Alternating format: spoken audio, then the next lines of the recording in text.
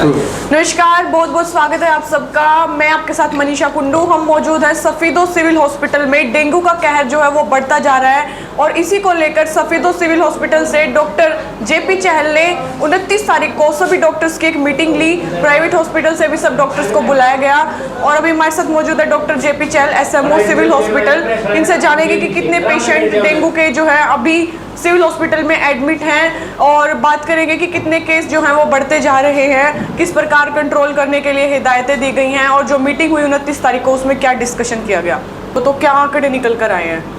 नमस्कार दर्शकों, देखिए जैसे बरसातें अब ख़त्म हुई हैं तो आप सभी को पता है कि बरसातों में मच्छर ज़्यादा होता है और जो डेंगू का मच्छर है ये ज़्यादातर साफ़ पानी में पलता है।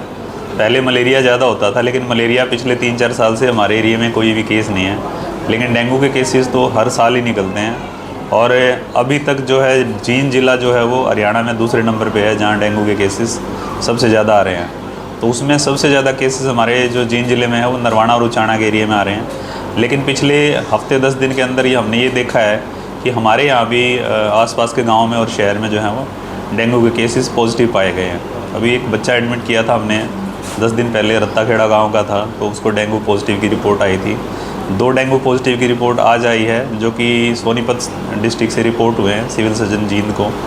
हमारे पास भी इस टाइम जो है 4-5 पेशेंट एडमिटेड हैं जिनकी प्लेटलेट लो है, सस्पेक्टेड है कि इनको डेंगू हो सकता है। तो डेंगू के सैंपल हमने उनके जींद भेजे हुए हैं, तो जैसे जैसे उनकी रिपोर्ट आती जाएगी तो कन्फर्म होता जाएगा कि प्लेटलेट जो घट रही हैं वो डेंगू की वजह से घट रही हैं या किसी अन्य बीमारी की वजह से घट रही हैं। तो इसी सिलसिले में हमारी जींद सिविल सर्जन ने मीटिंग ली थी लास्ट वीक में और डायरेक्टर जो चंडीगढ़ हैं उन्होंने भी ऑनलाइन कॉन्फ्रेंस करी थी।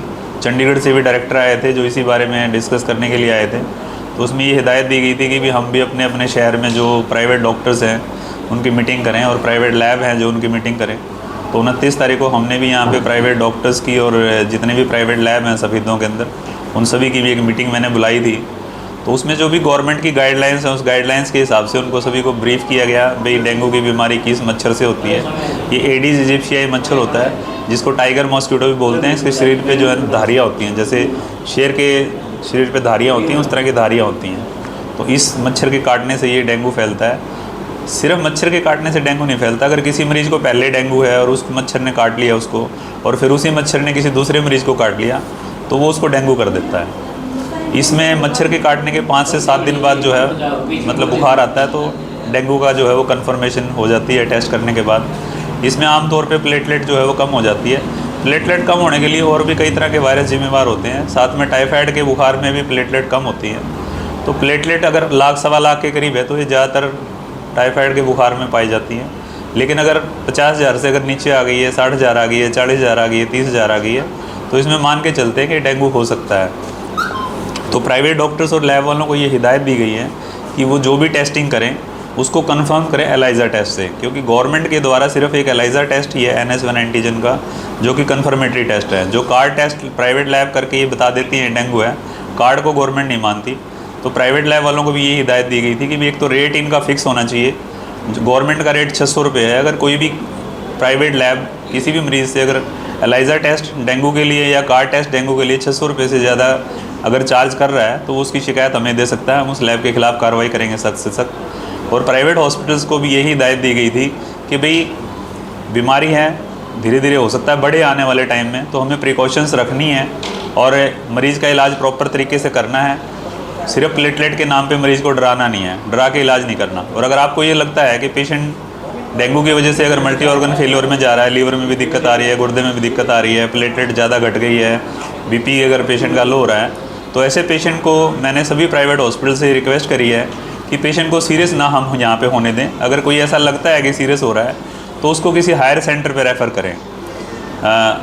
मतलब मैं पर्सनली भी नहीं चाहता और हमारा हेल्थ डिपार्टमेंट भी ये नहीं चाहता कि हमारे एरिया में कोई भी जो है डेथ हो डेंगू की वजह से हो हमारे एरिया में। अगर पेशेंट सीरियस हो रहा है तो उसको हायर सेंटर पे टाइमली रेफ़र किया जाए ताकि वो अपना टाइमली जाके बेटर इलाज करवा सके, क्योंकि छोटा शहर होने की वजह से यहाँ प्लेटलेट ट्रांसफ्यूजन की फैसिलिटी नहीं है। अगर किसी को ज़रूरत भी पड़ती है तो वो दूसरे शहर से ही लेके आएगा, उसमें 2-4 घंटे का टाइम तो ख़राब होता ही है। अगर हायर सेंटर पे जाएगा तो साथ साथ ही उसको प्लेटलेट ट्रांसफ्यूज़ की जा सकती है, प्लाज्मा ट्रांसफ्यूज़ किया जा सकता है। अगर BP लो हो रहा है तो उसको प्रॉपर्ली मैनेज किया जा सकता है। इसमें भी प्राइवेट डॉक्टर्स भी जितने भी थे उनको मैंने ये सलाह दी थी कि भाई अगर प्लेटलेट 50,000 से कम है और कहीं से मरीज़ को खून आ रहा है, जैसे नाक से खून आ रहा है, लैट्रिन में खून आ रहा है, उल्टी आई उसमें खून आ रहा है, तो प्लेटलेट चढ़ाने की ज़रूरत पड़ती है। वरना जब तक प्लेटलेट 10,000 से नीचे नहीं जाती, तो गवर्नमेंट की गाइडलाइंस के हिसाब से और WHO की गाइडलाइन के हिसाब से 10,000 से नीचे अगर प्लेटलेट जाती है किसी मरीज़ की तो ही चढ़ाने की ज़रूरत पड़ती है। मेरे पास लास्ट ईयर भी 1-2 पेशेंट एडमिट होते जिनकी 11 और 12,000 प्लेटलेट थी, तो मैंने उनको प्लेटलेट नहीं चढ़वाई थी, वो कुछ टाइम के बाद अपने आप ही रिकवर हो गए थे। जो प्राइवेट हॉस्पिटल है वो डेंगू का डर दिखा करके इलाज करते हैं, क्या उनके खिलाफ भी कोई सख्त कार्रवाई होगी? अगर कोई पेशेंट कंप्लेंट करता है कि मुझे डराव धमका के और मेरे से ये पैसे ऐंठे गए हैं, अगर कोई रिटर्न में कंप्लेंट आती है तो फिर कार्रवाई होगी। BDO साहब से भी करी थी। नेक्स्ट वीक में हमने एक मीटिंग प्लान कर रखी है BDO साहब और सरपंचिस के साथ। मैं आपके माध्यम से इसको ज़्यादा से ज़्यादा सरपंचिस के ग्रुप में ज़रूर शेयर कीजिए। फॉगिंग के लिए मैं इसमें कहना ये चाहूँगा कि जो डेंगू के केसेस होते हैं इसमें फोकल फॉगिंग का गवर्नमेंट का प्रोविज़न है।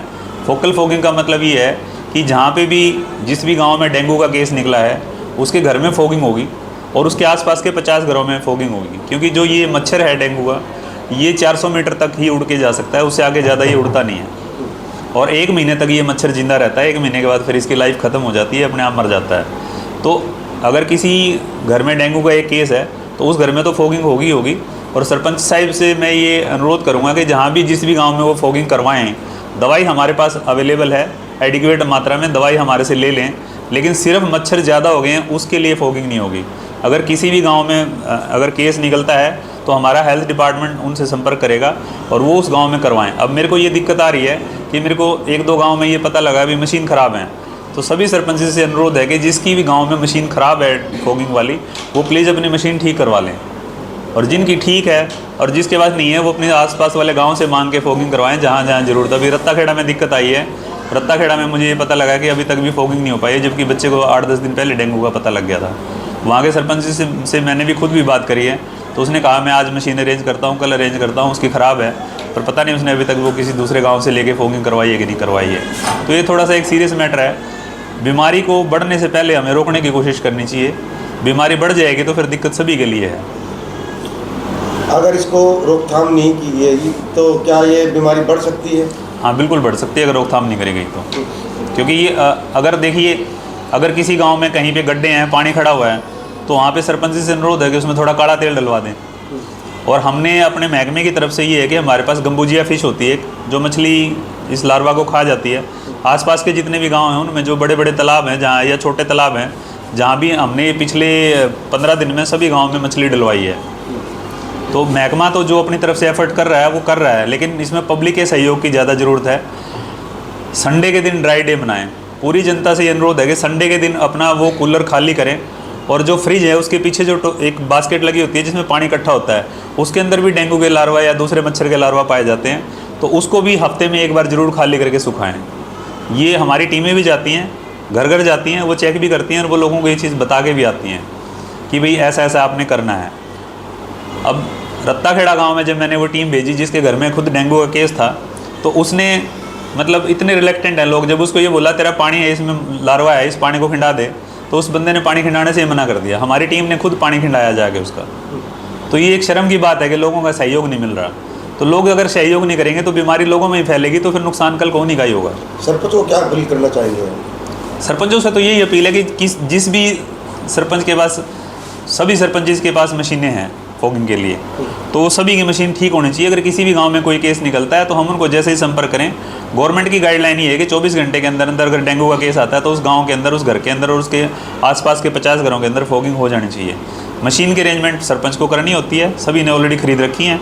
उसका जो तेल डलता है वो सरपंच देता है और दवाई जो है हम महकमा देता है, दवाई हम देते हैं सरपंच को। तो सरपंच से यही अपील है, एक तो फॉगिंग के लिए वो तैयार रहें हर एक गाँव में, और दूसरा अगर बरसातें जैसे अब ऑलमोस्ट रुक गई हैं, लेकिन कहीं पे भी अगर कोई ऐसा गड्ढा है तालाब के अलावा, छोटे मोटे कहीं गड्ढे बने हुए हैं गांव में, तो उसमें ट्रैक्टर सभी के पास है गांव में।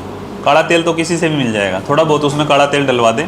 काला तेल की जो लेयर जब पानी के ऊपर बन जाती है तो उससे बाहर से ऑक्सीजन अंदर नहीं जाती, और जो उसके अंदर जो लार्वा पनप रहा है वो लार्वा अंदर ही मर जाता है।